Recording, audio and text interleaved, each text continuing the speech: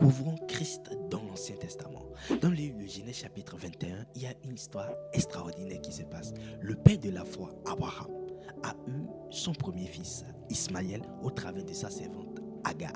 Mais Dieu lui donna la promesse tant attendue, c'est-à-dire son fils, au travers de sa propre femme, Sarah, qui se nommait Isaac. Alors, une fois son fils venu, il décida de chasser son premier fils, Ismaël, de la maison. Quel père responsable pouvait chasser son enfant, son premier, de la maison? En réalité, dans cette histoire se cachait l'une des révélations de Christ dans l'Ancien Testament. Ismaël symbolisait la loi qui a été donnée par Moïse et Isaac symbolisait la promesse de Dieu qui devrait venir, c'est-à-dire la grâce venue par Jésus-Christ.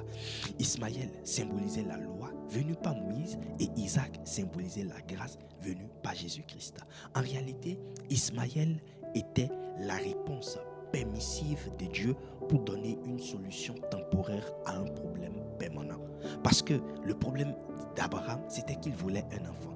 Et Dieu a permis que Abraham puisse avoir une réponse temporaire à ce problème permanent en ayant Ismaël. Mais du moment où la promesse est venue au travers d'Isaac, c'est-à-dire du moment où la grâce est venue, il faut que la loi quitte la maison. Parce qu'il y a eu quoi? Un changement de régime. Raison pour laquelle la Bible nous dira plus tard, dans Jean chapitre 1er, le verset 17, que la loi a été donnée par Moïse, mais la grâce est venue par Jésus-Christ.